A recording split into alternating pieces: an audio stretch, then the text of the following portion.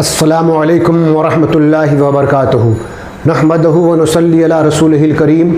اما بعد فاعوذ باللہ من الشیطان الرجیم بسم اللہ الرحمن الرحیم الصلاۃ والسلام علیک یا رسول اللہ وعلی آلک واصحابک یا حبیب اللہ۔ اچھے لوگ، اچھا ماحول، اچھی سوسائٹی کی تلاش ہر دور میں رہا ہے اور موجودہ دور میں بھی ہے، مگر تلاش کرنے والوں کی تعداد میں کافی حد تک کمی واقع ہو چکی ہے۔ چونکہ اچھے لوگ، اچھا ماحول اور اچھی سوسائٹی یا معاشرہ کا معیار اس قدر اتر گیا کہ ہر متلاشی خود ہی اپنے کو علم سے دور ہونے کے باوجود اچھا، پاکیزہ اور علم و عمل کا پیکر گرداننے لگتا ہے، حتیٰ کہ یہی معاشرہ کا کینسر بن کر لوگوں کے دین اور عمل کو برباد کر رہے ہوتے ہیں۔ جو سچے ہیں، صادق ہیں، خوف خدا عز و جل سے لرزنے والے ہیں، رحمت عالم صلی اللہ علیہ وسلم کی سنتوں کے پابند ہیں، دین و شریعت طریقت کے جذبات سے سرشار ہیں، وہ سب گوشہ نشین ہو گئے، اپنے کو عوامی انجمنوں سے دور کر لیا تاکہ وہ کم سے کم اپنی آخرت کو بچانے میں کامیاب ہو سکے۔ اے مسلمانان عالم، اپنے غیرت ایمانی کو للکارو اور ہمارے اسلاف نے جو دین و شریعت کا معیار عملی طور پر بتلا کر دنیا سے رخصت ہو گئے اور اپنا مقام جنت میں بنا لیا، آئیے اسی تناظر میں حضرت سیدنا بن عباس رحمۃ اللہ تعالی علیہ کا ایک فرمان بیان کرنے کی سعادت حاصل کر رہا ہوں۔ آپ رحمۃ اللہ تعالی علیہ فرماتے ہیں کہ جب خلیفہ ہارون رشید رحمۃ اللہ تعالی علیہ حج کرنے تشریف لائے تو ان سے کہا گیا کہ اس سال زمانے کے مشہور ولی کامل حضرت شیبان رحمۃ اللہ تعالی علیہ بھی حج کے لیے آئے ہوئے ہیں۔ جب خلیفہ ہارون رشید رحمۃ اللہ تعالی نے یہ سنا تو آپ نے اپنے ساتھیوں کو حکم دیا کہ بڑے ادب و احترام سے انہیں میرے پاس لے آؤ،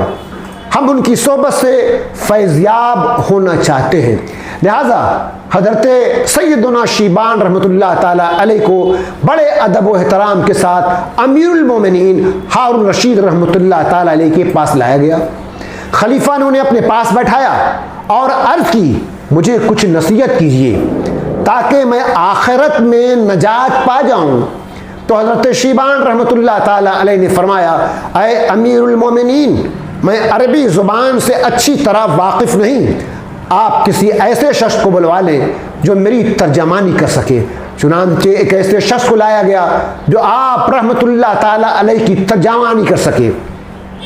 حضرت شیبان رحمۃ اللہ تعالی علیہ نے اس ترجمان سے کہا، امیر المومنین سے کہہ دیجئے کہ جو شخص تجھے عذاب آخرت سے ڈراتا ہے اور یہ کہتا ہے کہ اللہ عز و جل کی طرف سے بے خوف نہ ہونا جب تک تو امن والی جگہ یعنی جنت میں نہ پہنچ جائے، ایسا شخص اس سے بہتر ہے جو تجھے لمبی لمبی امیدیں دلاتا ہے اور کہتا ہے کہ بس اب تو بخش دیا گیا ہے، حالانکہ ابھی تیری زندگی باقی ہے، ابھی تو امن والی جگہ پہنچا ہی نہیں۔ ترجمان نے امیر المومنین کو یہ بات سنائی تو خلیفہ نے مزید وضاحت فرمانے کے لیے کہا۔ تو حضرت شیبان رحمۃ اللہ تعالی نے فرمایا کہ امیر المومنین سے کہہ دو کہ نصیحت کرنے والوں میں دو قسم کے لوگ ملیں گے، ایک تو وہ جو تجھے اس طرح نصیحت کریں گے، اے امیر المومنین، اللہ عز و جل سے ہر دم ڈرتے رہو، تم بھی امت مصطفیٰ صلی اللہ تعالی علیہ وسلم کے ایک فرد ہو، مگر تم پر ایک بہت بڑی ذمہ داری آن پڑی ہے، اللہ عز و جل نے تمہیں لوگوں پر امیر مقرر فرمایا ہے اور ان کے مسائل حل کرنے کی ذمہ داری تمہیں سونپی ہے۔ کل بروز قیامت تم سے تمہاری ذمہ داری کے متعلق پوچھا جائے گا۔ لہٰذا اللہ عز و جل سے ڈرتے رہو، عدل و انصاف سے کام لو، کسی کے ساتھ ظلم نہ کرو، سیدھا راستہ اختیار کرو۔ دشمنان اسلام سے جنگ کرنے کا موقع آئے تو ان سے بھرپور انداز میں جہاد کرو، اور اپنے معاملہ میں اللہ عز و جل سے ہر وقت ڈرتے رہو۔ کبھی بھی اپنے آپ کو لوگوں سے بالا تر نہ سمجھو، ہر دم اللہ عز و جل کے خوف سے کانپتے رہو۔ اے امیر المومنین، نصیحت کرنے والوں کی دوسری قسم میں ایسے لوگ شامل ہیں جو تمہیں اس طرح کہیں گے: اے امیر المومنین، آپ تو بڑی شان والے ہیں، آپ کو آخرت کے معاملے میں زیادہ پریشان ہونے کی ضرورت نہیں ہے، کیونکہ آپ تو نبی کریم رؤوف الرحیم صلی اللہ تعالیٰ علیہ وسلم کے قرابت داروں میں سے ہیں، لہٰذا اب آپ بے فکر ہو جائیں۔ پھر اس قسم کی باتیں کرنے والے لوگ تمہیں غلط بات پر ٹوکتے بھی نہیں، اور ایسی باتیں کرنے میں خوف آخرت بھی جاتا رہتا ہے، اور ایسی امیدوں کی وجہ سے بندہ آخرت کے معاملے سے بالکل بے فکر ہو جاتا ہے۔ ایسے لوگ تمہیں امیدیں ہی دلاتے رہیں گے، اور تم اپنی مغفرت یافتہ لوگوں میں شمار کرنے لگو گے، حالانکہ ابھی نہ تو تمہیں امن والی جگہ ملی ہے، نہ تم وہاں پہنچ سکے ہو، یعنی جنت میں داخل نہیں ہوئے۔ اے امیر المومنین، یہ دوسرے قسم کے لوگوں سے پہلی قسم کے لوگ اچھے ہیں، بہتر ہیں۔ عشرہ مبشرہ صحابہ کرام رضی اللہ علیہم اجمعین، جنہیں دنیا میں ہی جنت کی خوشخبری دے دی گئی تھی، لیکن پھر بھی ان کا عمل مزید بڑھتا ہی گیا، خوف خدا عز و جل میں مزید اضافہ ہی ہوا۔ انہوں نے کبھی بھی یہ سوچ کر کوئی نامناسب کام نہیں کیا کہ ہمیں تو جنت کی بشارت مل گئی ہے، اب ہم جو چاہیں کریں، بلکہ وہ پاکیزہ لوگ ہر آن اللہ عز و جل سے ڈرتے رہے۔ انہوں نے خوف و رجال والا معقول راستہ اختیار کیا، اللہ عز و جل کی رحمت سے مایوس بھی نہیں ہوئے، اور اس کے غضب سے بے خوف بھی نہیں ہوئے۔ لہٰذا امیر المومنین، راستہ وہی اچھا جو معتدل ہو، اللہ عز و جل کی رحمت سے مایوس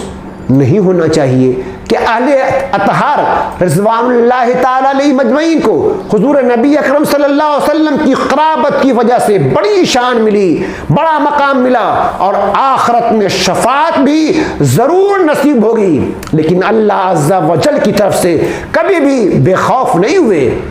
بے پرواہ نہیں ہوئے۔ حضرت